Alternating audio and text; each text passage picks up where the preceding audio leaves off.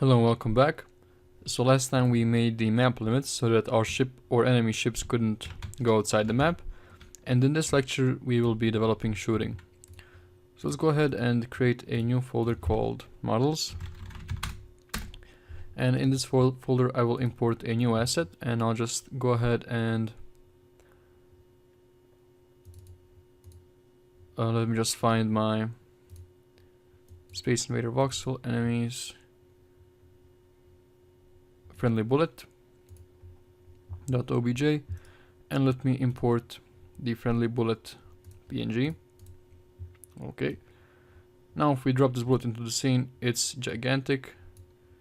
We don't want that. We want it to be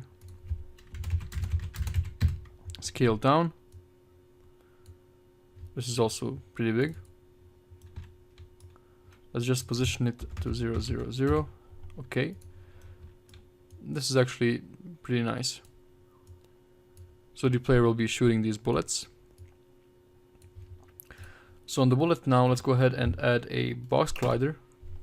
Let's just make sure that the collider is set up properly. Okay, the size is good. The position on the Z, let's move that. Okay, like that. And let's increase the size on the Y. And let's now just move it on the Y-axis, and that should be pretty good. Okay.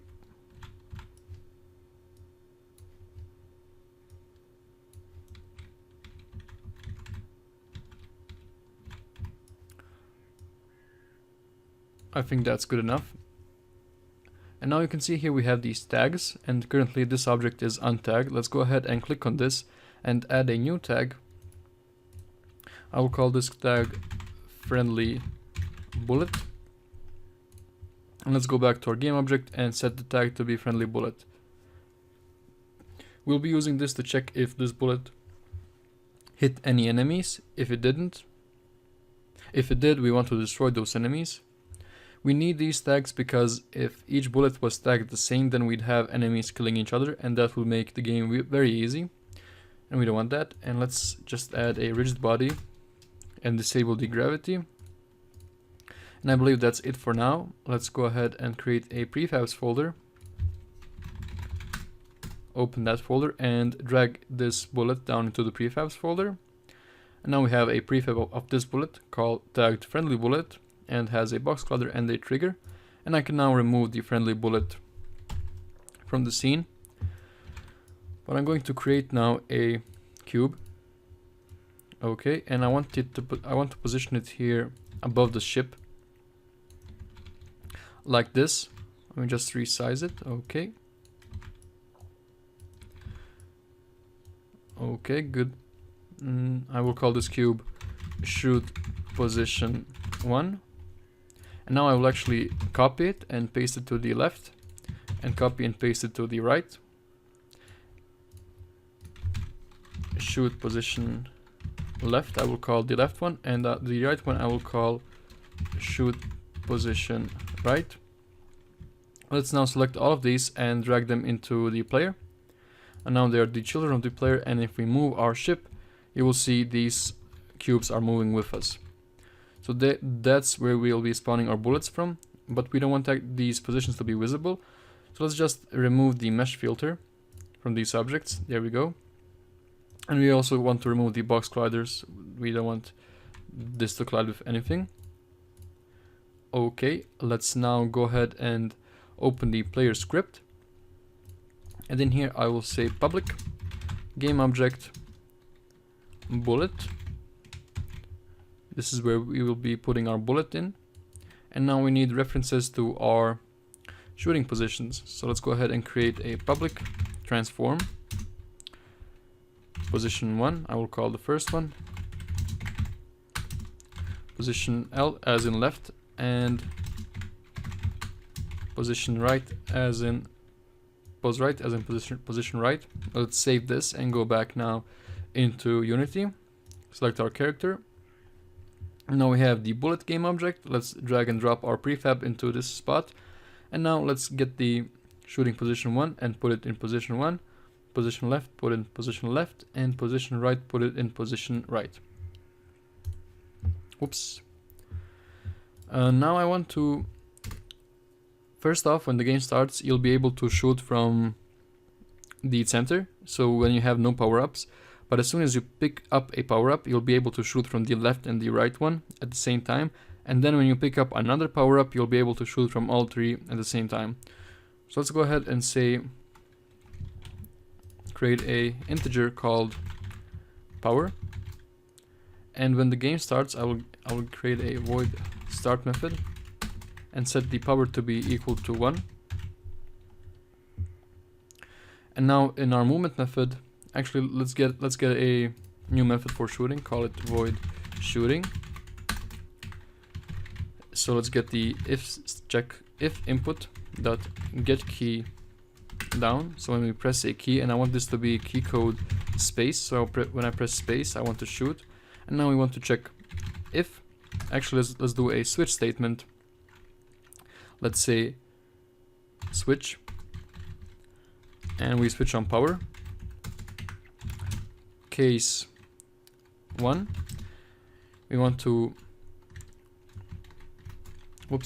do the following. Let's just break this. So each switch, we spoke about the switch statement. After each case we need to break. Let me just get a default case going on. And break. Okay, so case 1, when your power is 1, I want to shoot from the center. So it's going to be game object new bullet equals instantiate, and I believe it's called, okay, position. We want to instantiate the bullet at position 1 dot position, and let's just get the normal rotation. And now that we have created the bullet, we want to add some kind of force. So let's say new bullet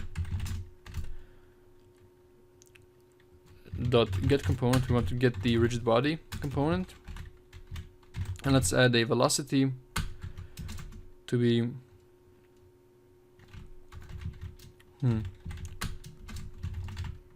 a new vector tree, and let's get a public float shot power in here.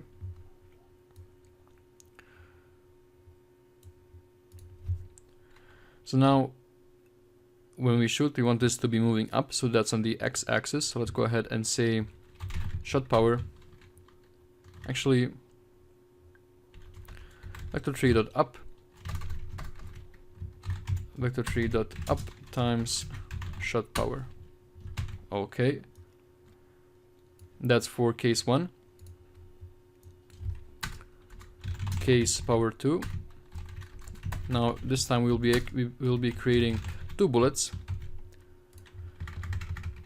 So game object bullet 1 equals instantiate, and we instantiate the bullet on the position left dot position and transform dot rotation, the standard rotation. And now we get, let me just zoom out so you can see better. Now we need to get the bullet 1 rigid body, so get component rigid body. Let's set its velocity to be equal to vector tree dot up times shot power. And let's go ahead and create the bullet 2, instantiate the bullet on position r dot position and transform dot position, transform dot rotation, and bullet 2 get component, grab the rigid body, set the velocity to be equal to vector 3 dot up times shot power. Okay, so that's in case we have power of 2. Let's go ahead and now set it to power of 3. So game object, now we want to create 3 bullets, so we can just copy this code here. Okay, and let's just add a third bullet.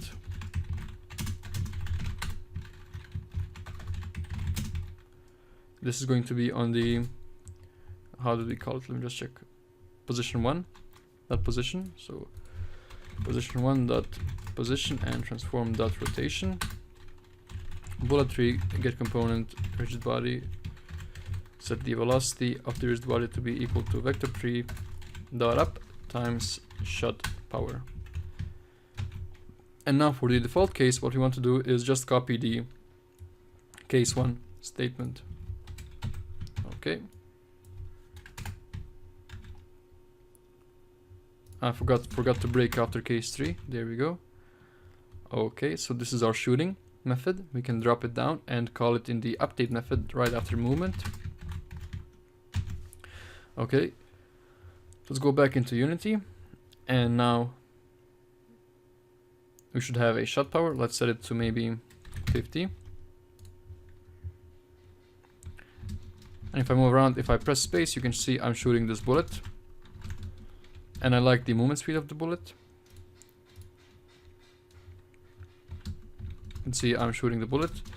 And if I was to increase the power to maybe 2 in the script and go back into Unity, now you can see I'm shooting 2 bullets. And if I were to set the power to 3, I would be shooting 3 bullets. Oops, let me just restart the game.